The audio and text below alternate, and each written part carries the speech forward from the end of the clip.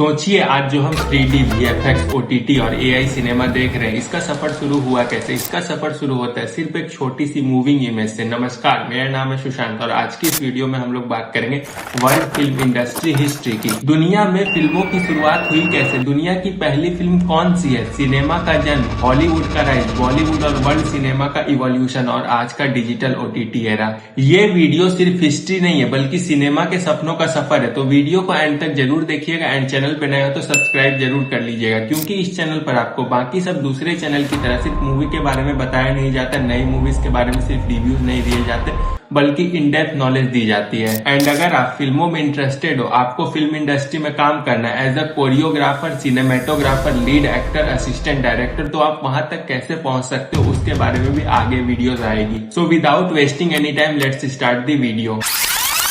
Cinema का जन्म हुआ 19th सेंचुरी के एंड में, जब ल्यूमिरी ब्रदर्स ने, अगस्टे और लूसियस ल्यूमिरी ने मोशन कैमरा बनाया। इससे पहले जितने भी कैमराज आते थे वो सिर्फ इमेज कैप्चर कर पाते थे, लेकिन इन्होंने बनाया ऐसा कैमरा जो वीडियो भी रिकॉर्ड कर सकता था। तो देखो, दुनिया की जो पहली फिल्म थी वो तस्वीर के द्वारा बनाई गई एक फिल्म थी जिसको एडवर्ड माइब्रिज नामक एक फोटोग्राफर ने बनाया था 9 अप्रैल 1838 में इंग्लैंड में, जहां पर उन्होंने साबित किया कि जब घोड़े दौड़ते हैं तो उनके चारों पैर हवा में होते हैं। इसके लिए उन्होंने 12 कैमरा को कनेक्ट किया जिससे हर गति पर इमेज कैप्चर की जा सके।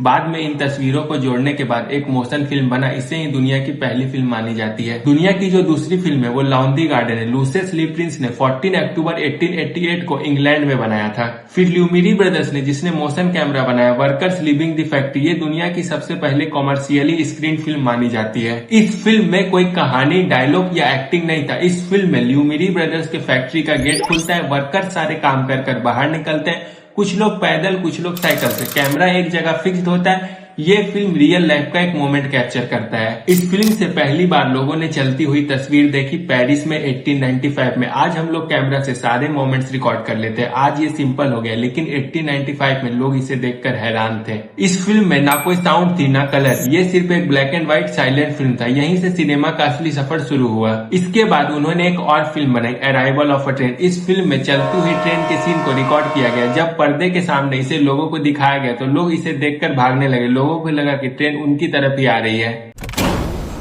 फिर आया साइलेंट फिल्में। साल 90 से साल 1927 तक जितने भी फिल्में बनी उसमें ना कोई डायलॉग सुनाई देता था, सिर्फ विजुअल एक्शन, एक्सप्रेशन, जेस्चर्स और टेक्स्ट कार्ड का इस्तेमाल होता था। थिएटर में फिल्म चलने के दौरान ही लाइव म्यूजिक बजाया जाता था। साइलेंट फिल्म की खास बात यह है कि पहले तो ये ब्लैक एंड व्हाइट होते थे, डायलॉग के लिए इसमें टेक्स्ट का इस्तेमाल किया जाता था। जो मैंने आपको टेक्स्ट कार्ड बताया ये वही है। इस एरा में 5 लीजेंडरी आर्टिस्ट थे। पहला जियोरी मिलीस, इनके फिल्म का नाम है a trip of the moon, जो कि साल 1902 में आई थी। इस फिल्म ने पहले फैंटेसी, मैजिक और VFX का यूज किया। इस फिल्म ने सिनेमा को सिर्फ रिकॉर्डिंग नहीं बल्कि इमेजिनेशन दुनिया बनाई। दूसरा D.W. ग्रिफ्थ, इनकी फिल्म का नाम है a birth of a nation, जो कि 1915 में आई थी। तीसरा चार्ली चैपलिन, इनकी ज्यादातर फिल्में कॉमेडी वाली थी जैसे the kid, city light, modern times. चौथा ब्यूस्टर कीटन, ये ज्यादातर अपनी एक्शन और स्टंट्स वाली फिल्मों के लिए फेमस थे। पांचवा हारोल्ड लॉयड, ये सेफ्टली फास्ट फिल्म के क्लॉक टावर के स्टंट के लिए फेमस थे। ऐसे ही करते करते साल आया 1927 का और इसी साल से सिनेमा हिस्ट्री को एक टर्निंग पॉइंट मिला, क्योंकि इसी साल से शुरुआत हुआ साउंड फिल्म का, जिसे टॉकीज भी कहा जाता है। इस रिवॉल्यूशन ने मूवीज को साइलेंट से बोलता हुआ आर्ट बना दिया। आपने बहुत बार सुना होगा फिल्म टॉकीज, फिल्म टॉकीज। आज मैं आपको बताऊंगा फिल्म टॉकीज का मतलब क्या होता है। जिस फिल्म में एक्टर्स की आवाज सुनाई देती है, डायलॉग, सॉन्ग्स, बैकग्राउंड रिकॉर्डेड होता है, फिल्म के साथ साथ साउंड भी सिंक होता है, उसे टॉकीज फिल्म कहा जाता है। बाबूजी, ए बाबूजी, ठहरिए बाबूजी। क्यों भाई, क्या हुआ?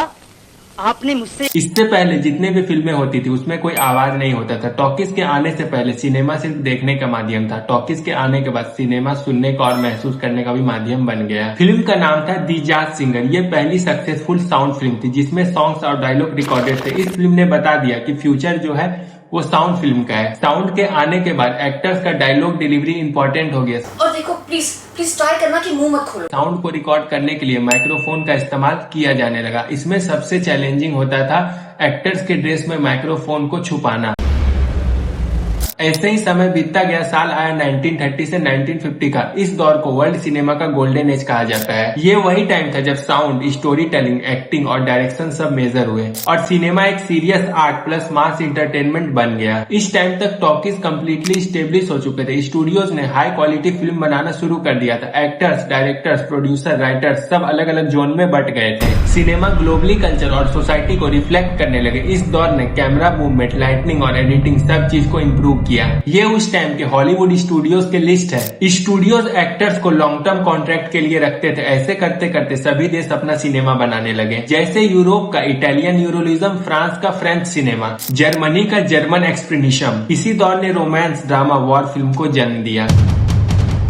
अब बात करते हैं उस देश की जो सबसे ज्यादा फिल्में बनाता है, यानी हमारा इंडिया। दुनिया भर में भारत सबसे ज्यादा फिल्में बनाता है हर साल, लगभग 1500 से लेकर 2000 फिल्म। भारत में फिल्मों की शुरुआत साल 1896 में हुई, जब ल्यूमिरी ब्रदर्स सभी देश जा जाकर अपनी फिल्मों का प्रदर्शन दिखा रहे थे। उसी तरह वो भारत के मुंबई शहर में अपने फिल्म का प्रदर्शन दिखाने आए।